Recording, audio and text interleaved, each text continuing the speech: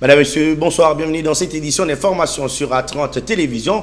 D'abord le titre, le gouvernement prend le chose à main à bras les corps pour la solution à la relance des Congo Airways.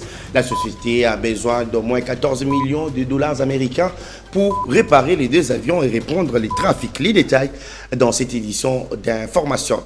Jean-Marc Kabunda écope de 7 ans de servitude pénale principale. C'est le jugement prononcé ce mercredi par la Cour de cassation. Le journaliste Stanis Boujakera, toujours en arrestation provisoire suite à la publication par Jeune Afrique d'un article qui évoque les circonstances de la mort de Chéribin Okende. Les rassemblements des journalistes pour l'émergence du Congo accordent un ultimatum de 3 jours pour la libération du confrère correspondant de Jeune Afrique. Voici tout pour les titres. Les détails, c'est tout de suite.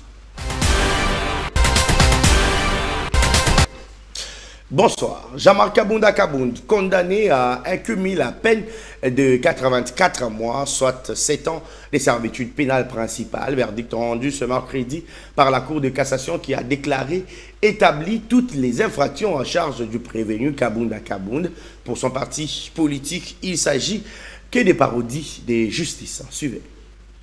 Après plus d'une année de procès, Jean-Marc Kabunda a été définitivement fixé sur son sort ce mercredi à la Cour de cassation, pris d'assaut par des centaines de militants venus témoigner leur soutien à leur président national.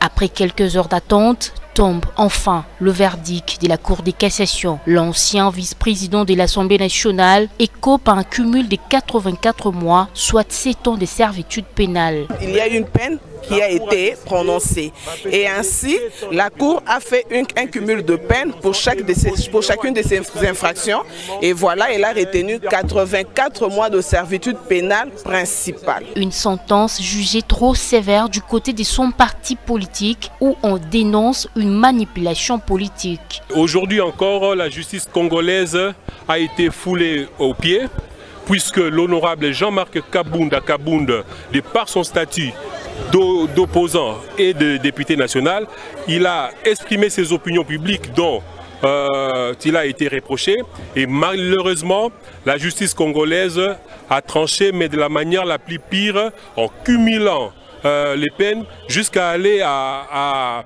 lui condamner à 84 mois de prison des servitudes pénales principales, ce qui n'est pas normal. Prochainement, nous allons vous saisir pour que nous puissions vous dire ce que nous penserons faire dans les jours à venir. Jugé en premier et dernier ressort par la Cour de cassation, Jean-Marc Kabunda devra donc passer les 7 prochaines années derrière les barreaux. Il a été jugé pour outrage au chef de l'État, aux institutions, notamment le Parlement et le gouvernement, ainsi que pour propagation des faux bruits. Changeons de chapitre à présent. Au lendemain de la publication de Congo Airways annonçant interruption momentanée de ses services sur l'étendue nationale, le Premier ministre Jean-Michel Samalukonde a tenu une réunion mercredi avec les ministres des Transports et les directeurs généraux de cette compagnie d'aviation. Au cours des échanges, l'examen des solutions urgentes à mettre en œuvre pour une relance rapide des activités de cette compagnie. La compagnie nationale d'aviation Congo Airways a besoin de 14 millions de dollars américains pour l'achat des 2 moteurs par avion, ou soit 33 millions de dollars américains pour relancer complètement ces 3 appareils en maintenance. Auprès du Premier ministre, le ministre des Transports et le DG des Congo Airways ont présenté ce plan de relance de la compagnie aérienne nationale. Il était question de lui donner encore de plus amples détails sur le plan de la relance que nous avons présenté et tel que le chef de l'État l'avait souhaité. Et là, au sorti de l'audience, je pense que le Premier ministre nous a rassurés, il a pris le dossier en main et il va donner de son mieux pour que le plus vite possible ces plans de relance deviennent effectifs. Le directeur général des Congo Airways souhaite voir les activités reprendre vite et ce conformément aux normes internationaux. Nous espérons en tout cas que dans les jours qui viennent, une solution va être trouvée pour permettre à la compagnie de reprendre le réseau par très rapidement l'acquisition de 2 avions en location pour nous permettre d'assurer la continuité de l'activité et continuer le processus justement d'amélioration des conditions de sécurité de notre exploitation, qui du reste le mot-clé au fait de notre exploitation. La sécurité d'abord. C'était difficile de prendre cette décision, mais c'est une décision qui est inévitable. Congo Airways étant membre d'IATA, et nous avons des normes à respecter, et le risque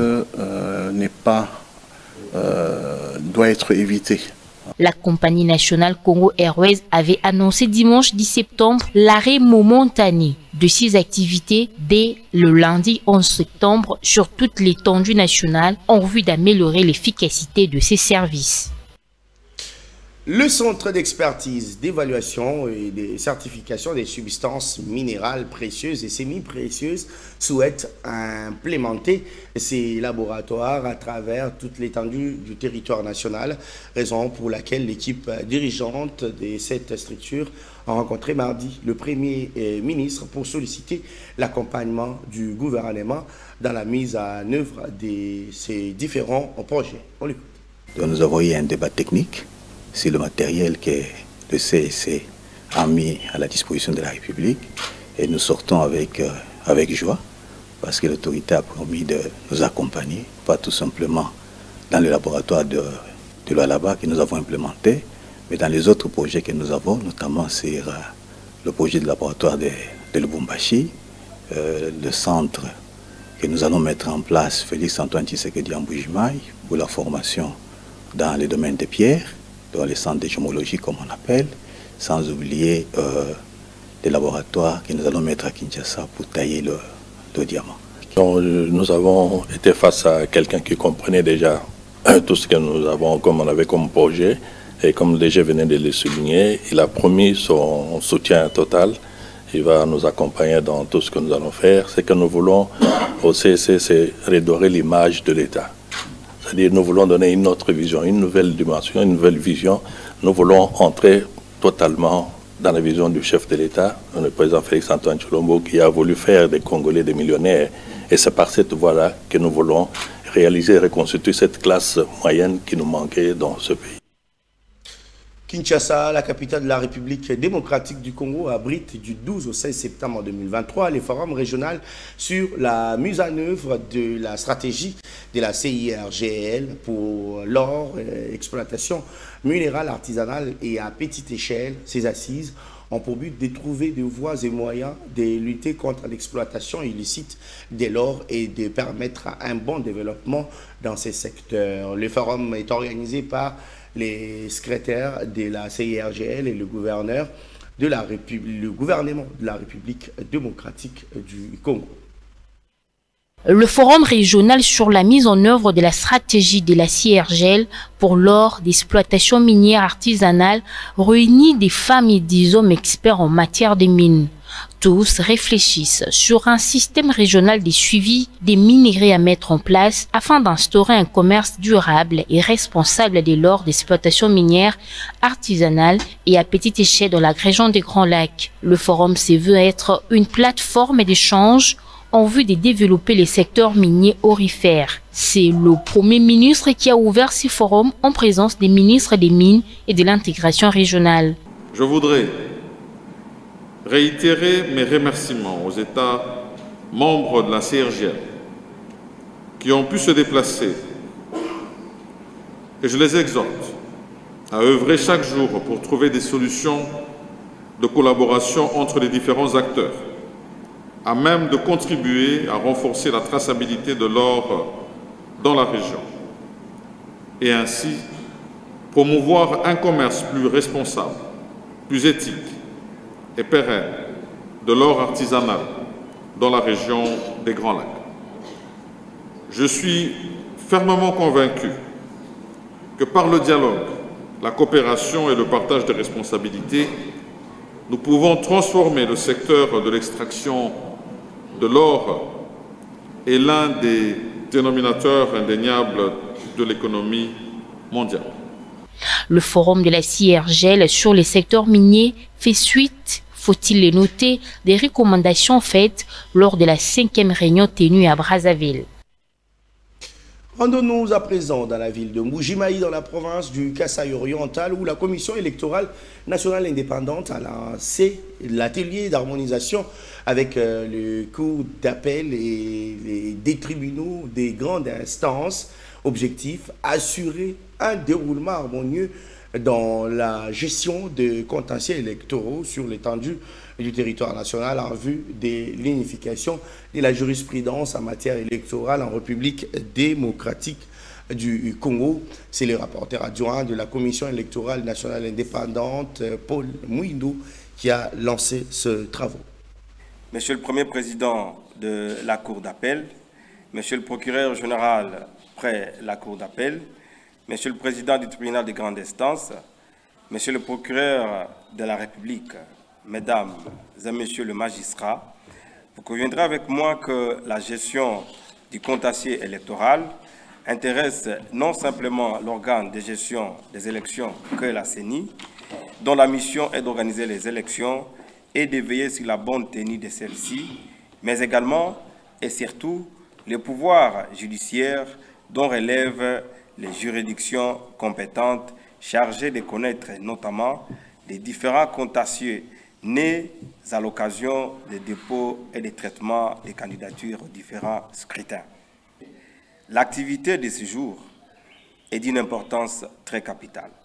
Elle permet de baliser un chemin commun qui concilie les points de vue entre nos deux institutions dans l'appréhension de l'application des textes légaux et réglementaires au contentieux électoral.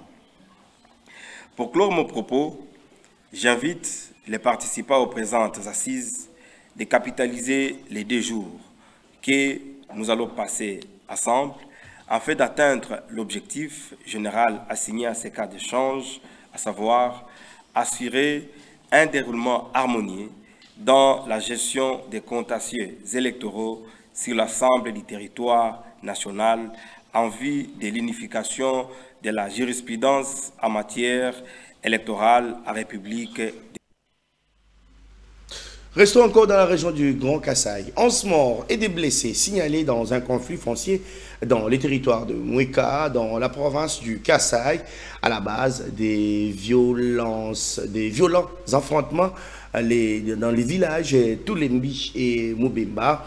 La société civile locale qui donne ses bilans fait savoir que les tensions sont toujours présentes et plusieurs habitants vident les villages. Les affrontements ont débuté le lundi 11 septembre. Plusieurs maisons sont incendiées dans les 2 villages au cœur de ces conflits des limites des terres.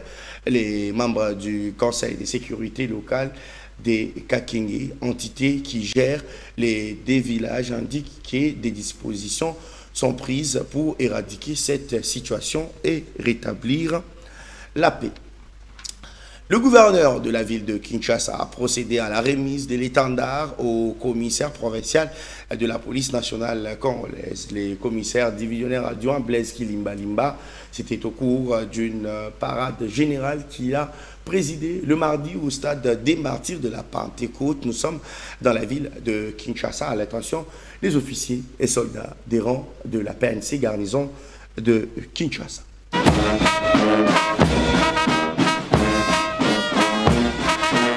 C'est en présence de plusieurs officiers de la police et de l'armée que le gouverneur de la ville de Kinshasa a procédé à la cérémonie de remise de l'étendard des commandements au nouveau commissaire provincial de la police ville de Kinshasa, Blaise Kilimbalimba. Monsieur le commissaire provincial de la police de la ville de Kinshasa, je vous remets cet étendard, symbole de votre commandement que vous défendrez jusqu'au sacrifice suprême.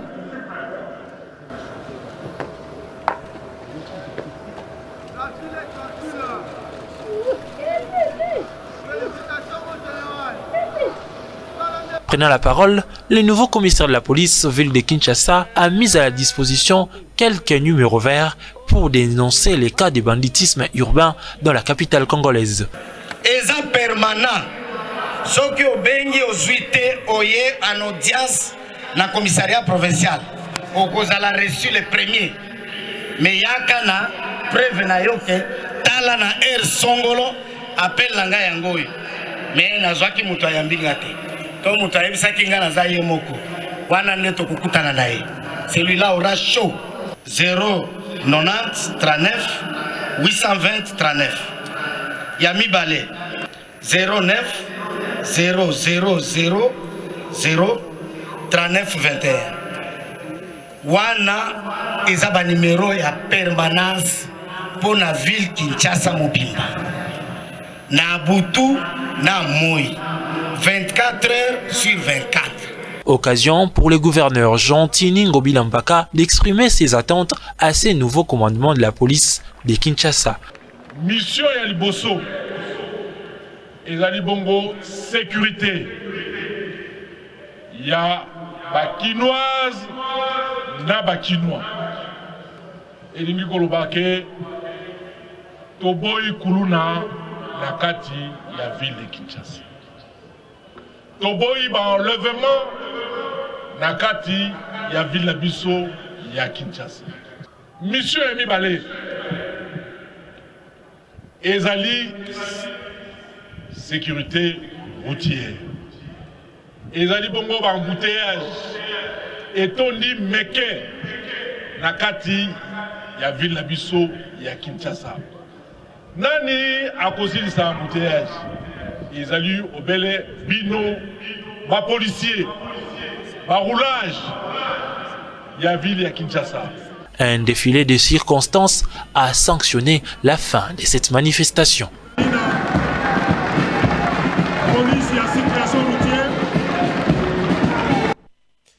Et dans le secteur du transport, contrôle de plus en plus draconien des éléments de la police qui veillent à l'exécution de la mesure portant interdiction des mototaxis dans la commune de la Gombe. Les conducteurs de ces engins roulants manifestent une nouvelle fois leur mécontentement. Ils appellent les commissaires divisionnaires de la police de Kinshasa de revoir cette décision car la moto est aussi un moyen de transport, disent-ils, en commun au même titre que d'autres véhicules. Reportage. Pourtant salvatrice pour les chauffeurs de taxi, taxibus, la mesure portant interdiction des taxis motos d'accéder dans la commune de La Gombe n'est pas respectée. Annoncé par le numéro 1 de la police nationale ville de Kinshasa comme son prédécesseur, les chauffeurs de ces engins estiment que c'est un musulman pour ce service qui est un moyen de transport par excellence. Le transport en commun. Ça transport en commun. Ça transport. Ils ont un déloté. Quand on appelle ça plutôt placo, ça n'a jamais de délo. La placo, à Goko Maté. Ezali, Tozolo Babo, Ezali transport en commun. Pourquoi transport en commun? Ils ont une limite. Transport, ils ont une limite. Et pas na bato à moto, transport comme le cola bato monko, ba limité bato à moto. Or transport à commun est limité. Nenga tozo mona bandeko bazao. Bango baza limité te. Pourquoi bato à moto bazo tchango kaka barrière? Barrière. Général nyon soyez kaka barrière. Oyaye barrière. Bon. Par ailleurs, il demande aux autorités compétentes de changer cette décision. Eza mabete mais batikande okanga biso un peu na désordre moni netika lufungula to na vela biso mo batutaki azala parler bango soki batuti yo obukani walo la mbwa bazuna moto bakena. Notons que seules les motos de service des sociétés sont autorisées d'y accéder. Je l'ai annoncé dans les titres, le rassemblement des journalistes pour l'émergence du Congo donne un ultimatum de 72 heures pour la libération de Stani Boujakera, correspondant des Jeunes Afrique, placé sous mandat d'arrêt provisoire. Le RAJEC qui dénonce les tentatives des musulmans de la presse promettent des actions de grande envergure si ces revendications n'obtiennent réponse favorable. Passons outre le code éthique et de la déontologie. L'ordonnance loi fixant les modalités de l'exercice de la liberté de la presse, de l'information, des missions de la radio et de la télévision, etc., dite la loi Mouyaya, toutes les chartes conventionnelles qui promeuvent la liberté de la presse, les services de sécurité mis en place pour enquêter sur l'assassinat de Chéribin Okende va centrer son interrogatoire sur la publication d'un rapport de l'ANER dont le journaliste n'est pas visiblement auteur. Pour nous, Rajek, cette affaire infligée à cet infatigable chasseur d'informations, Boujakera, qui n'hésite pas à abandonner épouse et enfants, est une tragique illustration de la chasse aux sorcières lancée contre les journalistes que nous sommes. Cela s'avère comme une honte que soit pendant cette période historique que traverse notre pays, les journalistes professionnels, les médias indépendants subsistent un harcèlement et une marginalisation continue. Les rédactions contraintes à fermer. Nous posons la question de savoir est-ce que nous devons changer notre métier. Nous dénonçons les poursuites dont les journalistes sont actuellement victimes dans notre pays et qui constituent une tentative autocratique de réduire au silence toutes les voix dissonantes et d'empêcher des journalistes indépendants de mener leurs activités. Contre cette oppression de la liberté de la presse que nous dénonçons, nous tenons à rappeler l'un des principes fondateurs de notre métier: le journaliste ne dévoile pas sa source et le contraire, et les contraindre à le faire est une entorse à la liberté de la presse.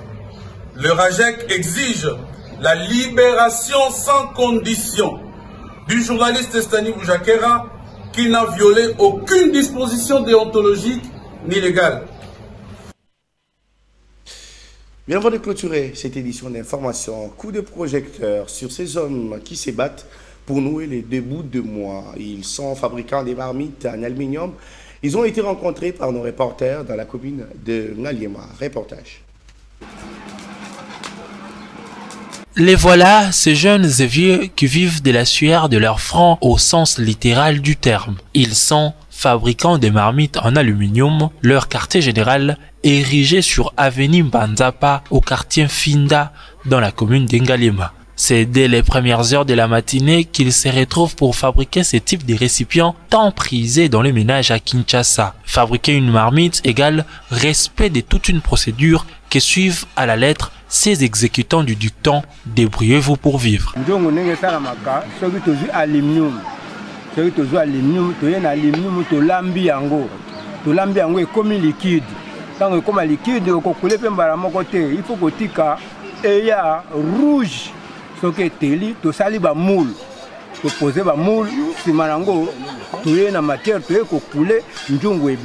Ces métiers leur permettent de nouer le 2 bouts de mois, même si c'est toujours avec tant de difficultés.